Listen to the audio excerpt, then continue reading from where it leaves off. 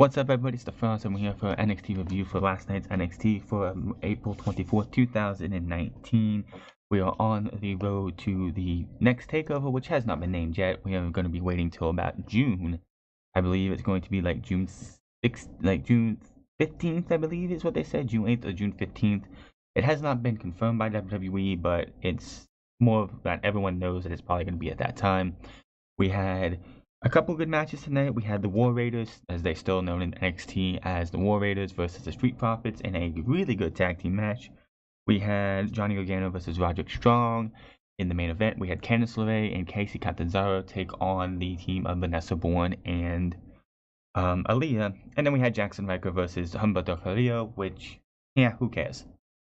Was a great show, fun show. I love these NXT tapings because NXT is always a fun time, especially after Raw and SmackDown usually disappoint us. We get NXT and then it's like, whew, that palate cleanser is there. We don't have to worry as much about NXT as we do Raw and SmackDown, because I have not seen an NXT show, even when NXT was in its down period.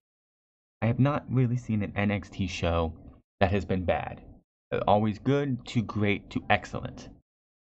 Never been a bad show, because who runs the show? And the guys down in NXT, from the creative to the people who go out there and perform for us, seem to enjoy what they do, much to the chagrin of those on the main roster who just sit there and they don't look happy.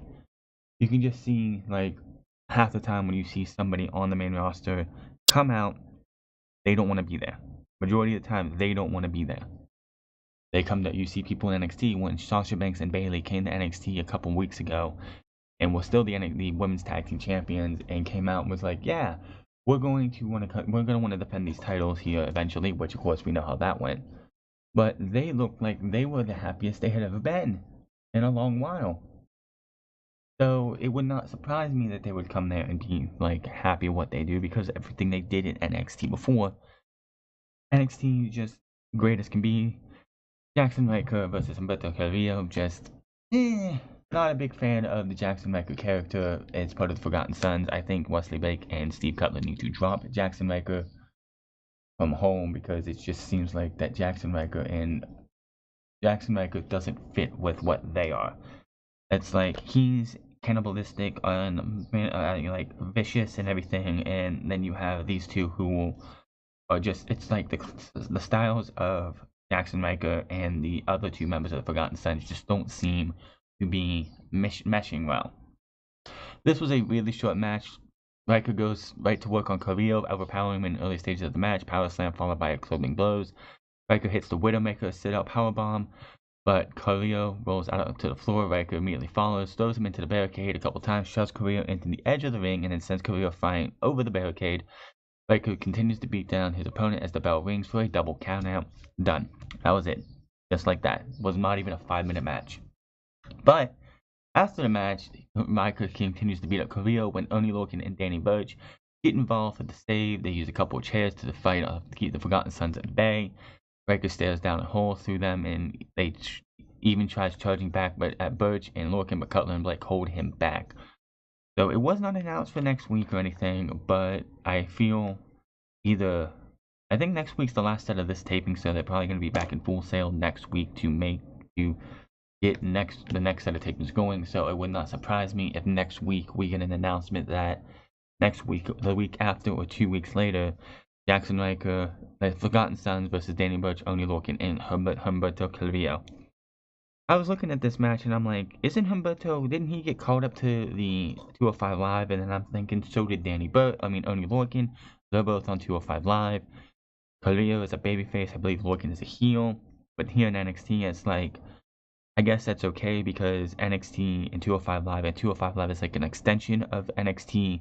We've seen like Buddy Murphy, who's now on SmackDown, come down to face Velveteen Dream, as well as we had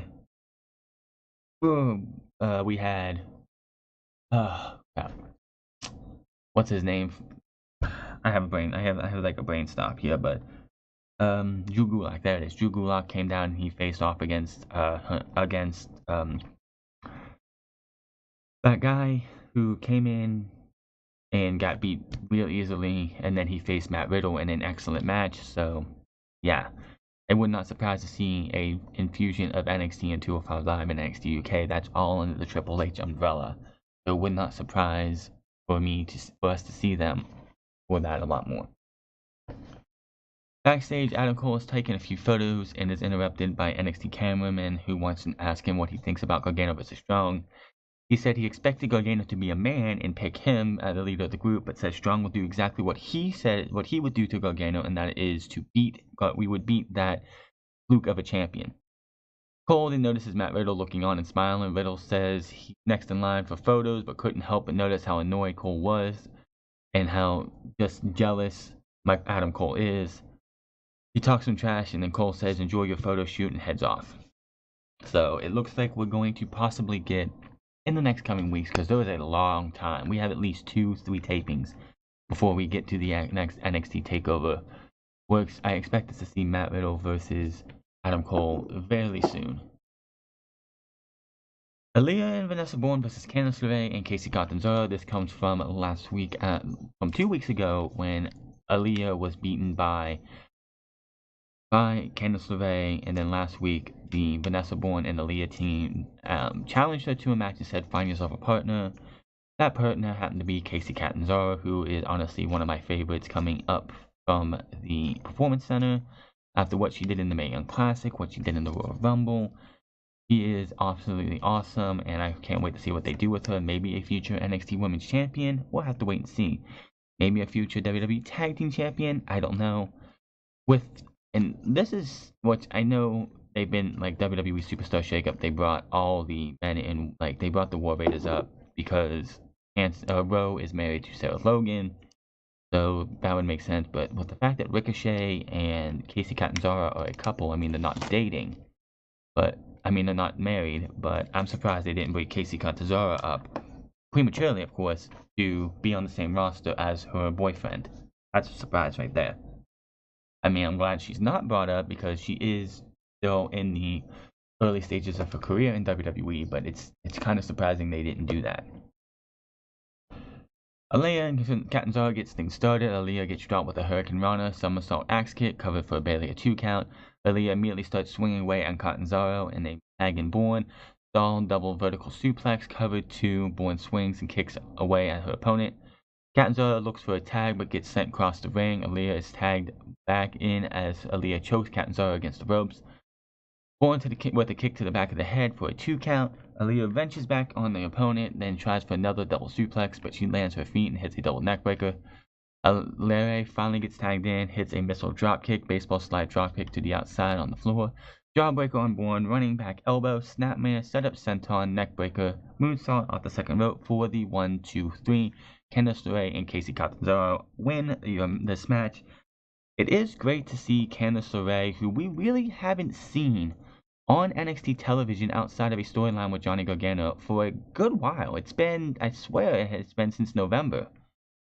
Didn't Candice LeRae face somebody on the NXT Aftermath show for NXT TakeOver War Games, or was I missing something there? I'm pretty sure she faced Aaliyah, or one of those two. I know she faced Aaliyah at NXT TakeOver Phoenix's Aftermath show, but like other than that, we haven't really seen either one of these women, especially Candice LeRae, outside of Johnny Gargano's storyline since she came in. So it's great to see her finally doing something, and hopefully we'll see. She did 3 weeks ago say that she is going to earn her shot at the NXT Women's Championship, and that's going to start by going through Aaliyah and Kacy Catanzaro and Vanessa Bourne. So Io looks to be the next contender for Shayna Baszler after what happened with Kairi Sane last week, but it would not surprise me if we see Candice LeRae get a shot as well. We'll have to wait and see. We still have like 2 months away. We still got another month and a half before we get to NXT TakeOver, whatever it's going to be, San Jose. It might be, who knows. We'll have to wait and see. But I would like to see Candice LeRae be used a lot more. Kacy Catanzaro, it's still not her time in my opinion. This might be like a one-off thing. We'll have to wait and see. She was on the NXT UK shows a couple weeks ago for when they were in New York, so let's see what happens. Great to see Kacy Catanzaro and Candice LeRae pick up a win. And moving on here, we see what happened last week with Kairi Sane, Io Shirai, and the 4 Horsewomen. Backstage, Kathy Kelly asked Shirai about what happened. She says what Baszler did was terrible. Before she could say much more, the group attack her from behind. Baszler ends up booting Shirai in the face and heads out. So I was wondering where the 4 Horsewomen were for this tag team match, because usually the 4 Horsewomen come out during any women's match and just beat down everybody, but they weren't anywhere to be seen. And now you know why, because they were ready to beat down Io Shirai. GM William Regal is asked about Kushida, who will be making his debut next week. Says it's one of the biggest things that happened in NXT when Cassius Ohno sporting a NXT UK, because he's over in NXT UK now. Good. Regal compliments Ohno about his work in the NXT UK. Ohno then says in regards to Kushida, who is better to welcome him to NXT than Cassius Ohno. Regal says, I'll think about it, and Ohno leaves. Looks like he's playing off that he's more humbled. He's more humbled by what he's done in NXT UK. When we all know he'll probably be back to his heel tactics next week. And Regal says it has been decided that should be an excellent match. After he was asked if that would be a good match, he says, yeah, it will be.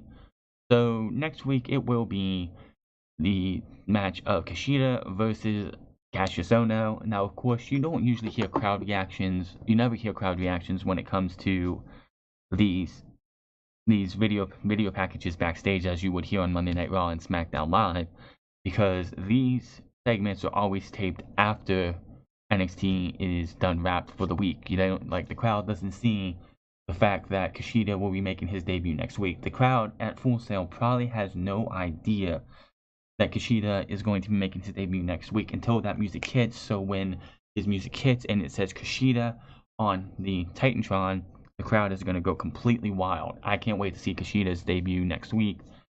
I've seen Kushida wrestle mostly only in the What Culture Pro Wrestling 2 years ago when they did the World Cup. I saw him face Kenny Williams. I saw him face, Zack Sabre Jr. Both of those matches, if you go watch both of those matches, 2 totally different matches overall. And it's just going to be interesting to see, because Kushida can adapt to anybody's style. He is one of the greats coming out of New Japan, and being a 6-time IWGP Cruiserweight Light Heavyweight Champion. My bad. Cruiserweight is not what they call them. Light Heavyweight. Junior Heavyweight. That's right. Junior Heavyweight. I do find it funny how WWE has no problem saying IWGP, but does not want to say New Japan at all. It's like, that's where IWGP titles go to mostly, is through New Japan. But Kushida next week versus Cassius Ohno should be a great match. I want to see how Kushida can adapt to Cassius Ohno's style. It's going to be great. Street Profits versus the War Raiders, as they're still known in NXT. Street Profits are out. Hanson and Roa coming down. All of a sudden, before they can even get to the ring, Ford does a leap over the top rope and takes out both guys. They end up getting a bunch of big moves in and look for the early win. Roa kicks out as Mauro Ranallo is going absolutely berserk on this match. They end up getting Ford looks to finish off Roa, but ends up eating a lariat. Hanson tags in and plants Dawkins to the mat. Big splash. Ford gets in the ring. Ford and Hanson both use their agility to avoid each other, but Hanson hits a big lariat on Ford. Hanson goes back to the work on Dawkins, who is able to tag Ford in. Ford lands a bunch of big strikes to take the big man down without much luck at first. Ford then hits a drop kick that sends him down to the mat. Ford with a belly-to-back suplex. Kip up, standing moonsault, lands clean. Montez Ford is by far one of my favorite players, my favorite guys in NXT, and when they do the breakup of the Street Profits, because that is not a tag team that's going to last forever. 1, I hope the breakup happens in NXT. And 2, this guy has future star written all over him. The only thing that's keeping him back is, I'm not trying to be controversial here. The only thing holding him back in WWE from being everything that he can be is the color of his skin. Plain and simple. I'm just going to say it now. He has the makings of being a future World Heavyweight Champion if WWE would push him. But look at Kofi Kingston. It took him 11 years and an injury to Mustafa Ali to even become WWE Champion. Montez Ford has all the makings to be a great player in the WWE and be somebody who could be a guy to, if this brand split is still a thing, carry a brand and be the world champion on that brand if given the opportunity. But like I said, Kofi Kingston took 11 years to become a world champion. And I just could have a feeling that if the Street Profits are still a thing going up to the main roster, one, the name is going to be changed because I don't think WWE sponsors are going to like the name of the Street Profits, or Vince McMahon's not going to like the name of the Street Profits. And two, do you expect WWE to actually push Montez Ford or Angelo Dawkins as anything more than a comedy act? Ford sends Rowe out to the floor, a couple 360 clotheslines in the corner on Hanson. Pin, 2 count. Hanson with a handspring, double back elbow, tag in Rowe, exploder suplex on Ford, big knees to Dawkins. Hanson is brought back in, shotgun drop kick on Ford. Hanson is then dumped in Ford, where Rowe picks up Hanson and throws him in the Ford, who was laying in the quarter. Hanson with a springboard clothesline on Dawkins, who rolls out of the floor. Pop-up power slam, which is called Thor's Hammer. The move that is now on WWE TV, known as the Viking Experience, has been known since they were, I think, on the Indies as Thor's Hammer. That is what that is called. I couldn't remember what the name was in NXT, but the pop-up power slam for the finish 1, 2, 3. Thor's Hammer beats them, and that was that. The War Raiders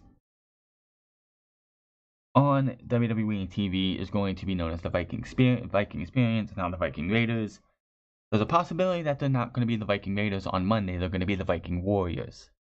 We'll talk about that this Saturday on Unscripted. It is coming out that there's a possibility they are going to be the Viking Warriors now, which is not good for WWE, for Hanson and Rowe if they keep changing the tag team name. Stick to a name, give them a name, stick to it, and move on. The Viking Raiders is fine. Let's just keep that. I don't know what's going on with the fact that Vince McMahon wants to continue to change the Viking Experience to the Viking Raiders to now the Viking Warriors, most likely. I'll get my thoughts and all that this coming Saturday on the podcast. We are going to try and change up the way we do the podcast a little bit so it's not just, this and that. We'll see what happens, but I'm going to try a little bit different this coming Saturday. Make sure to check out Unscripted episode, I think, 67 this coming Saturday. But more on that later. Backstage, Mia Yim is asked about how Shayna Baszler is dominating everyone she comes across in the women's division. She talks about what she did to Kairi Sane last week, disposing of her, how Bianca Belair had 2 chances, and she might have the undefeated mindset, but in my eyes, she's just defeated. And I think it's time that the HBIC, the head bitch in charge, if that's what that means, gets a chance to have a crack at the champion and finally stop her. I'm sorry, Mia Yim, you have no chance. Main event time. Johnny Gargano versus Roderick Strong. Excellent main event. These guys could put on a match, a 5-star classic, if given the chance. Any day of the week, Roderick Strong is highly underrated. In my opinion, Johnny Gargano is one hell of a champion, and I can't wait to see how long his championship title reign lasts.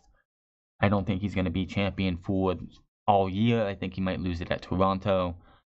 I don't think he's going to make it to War Games, but Johnny Gargano as NXT champion is going to be an interesting one. And if he's putting on matches like this tonight, I cannot wait to see what he does with the likes of Roderick Strong, Kyle O'Reilly, Bobby Fish, and Adam Cole again. How can Adam Cole and Johnny Gargano top what they did at TakeOver New York? Not a 5.5-star match. I'm sorry, you have to take points off for how low and how fast the first 2 falls went. If it was just based off that final fall and that 2 out of 3 falls match, yes, great match. But you got to take points off how it went in the first 2 falls. Just my opinion. Johnny Gargano versus Roderick Strong non-title match. Very back and forth early on. Gargano looks for a Gargano escape but can't get locked in. Chain wrestling followed with Strong heading out to the floor for a breather. Strong back in the ring. Gargano with a hip toss, drop kick, and sends Strong onto the floor. Gargano, this match went about 25 minutes, I'm pretty sure. Gargano with a hip toss. Gargano hits a kick from the apron, looks for a baseball slide, but gets caught, and Strong nails a half Nelson suplex on the apron. Strong with a gutbuster pin. Gargano kicks out almost immediately. Strong then drops Gargano on his shoulders, cover for a 2. Gargano can't get anything going for a few minutes until he catches Strong charging in. Both end up on the floor. Strong looks for a wheelbarrow suplex, but Gargano counters it into an arm drag, sending Strong into the steps. Up on the spring, Gargano hits a slingshot spear, cover for a 2 count. Gargano looks for a kick, misses, and hits an elbow to the back. He counters into the kick to the head that sends Strong to the floor. Both go back and forth in the ring until Gargano can finally hit a cannonball off the apron to the floor. Gargano with a suplex pin count, but only for a 2. Big chop from Gargano in the corner with Strong launching spit into the crowd from the attack. Gargano looks for a DDT, but no. Strong tries for a backbreaker. No. Gargano ends up hitting up on the apron. Tries for a slingshot spear and is counted into a butterfly suplex backbreaker. Roderick Strong in this match lived up to the Messiah of the backbreaker for multiple times. He landed a backbreaker like there, the butterfly suplex backbreaker. He did a wheelbarrow backbreaker on the outside. Just Gargano's back took a beating in this match. There were 2 things from Roderick Strong I do not want to take, period. Knife edge chop and a backbreaker of any kind. He is the Messiah of the backbreaker, and he has had that nickname for like 10 years at least. And he lives up to it every single time he gets to go out there and show you why he is called the Messiah of the backbreaker. Back and forth attack, Gargano hits a few kicks. Strong hits a back elbow, Gargano with the discus clothesliner. Strong then launches Gargano into the bottom turnbuckle, lifting knee strike, backbreaker, face plants Gargano, pin 2. Strong looks for a Boston Crab, gets kicked in the face, and Gargano locks in the Gargano escape. Looks like it's over for Roderick Strong, and out comes Adam Cole. Runs in for the distraction. Strong tries to an attack but gets dropped. Cole says Gargano isn't a champion. As everyone from the Undisputed Era comes out, Riddle runs down to save and clear out O'Reilly and Fish. Roderick Strong goes to grab Adam Cole by the hair for some reason. He turns around and hits a kick to Roderick Strong in the face. That ends up with Cole eating a suicide dive from Johnny Gargano, who hits the springboard DDT, or the slingshot DDT for the 1, 2, 3, and Gargano is your winner. After the match, Gargano leaves. Roderick Strong's in the ring, and the rest of the Undisputed Era comes in. Cole tells Strong he meant to go for Gargano. He was just trying to help. Strong seems annoyed by what has happened as Gargano and Riddle celebrate a bit on stage. Strong is still bothered, but tells them, let's just go. They leave, and NXT leaves with some dissension in the Undisputed Era brewing. What will this do for the Undisputed Era? I do not have a clue. But Johnny Gargano and Roderick Strong put on another classic in NXT. It's just every single time we get a chance. We had 2 great matches on this show. War Raiders versus Street Profits. So glad to still say that name in NXT. I'm pretty sure when we get to the next taping, I hope there's still War Raiders in NXT, but who knows what they're going to be called by then. They're possibly going through the 4th name change already since coming to WWE. We'll have to wait and see this coming Monday. But War Raiders versus Street Profits, excellent match. I hope the Street Profits finally get a chance to win the NXT Tag Team Championship sometime this year. Guys are well overdue for a shot. They are 2 of the best in NXT. And Roderick Strong versus Johnny Gargano, a great match. Hit that subscribe button, comment down below, like or dislike this video. Find me at The France Club on Twitter. Find me on twitch.tv/TheFrance08. I will see you guys Saturday for Unscripted, as we have so much to talk over. The Sasha Banks thing, Luke Harper not getting his release, his contract getting extended, and so much more. Make sure to check out that video this coming Saturday. If you've seen my Raw, SmackDown videos this week, make sure to go hit those out. Hit that like button on every single video. Leave me a comment down below on every single video. Thank you to everybody who watched my Raw review or my SmackDown review, Unscripted last week, and all the videos I've put on from the start. I will see you guys on Saturday. Until then, you have a good one.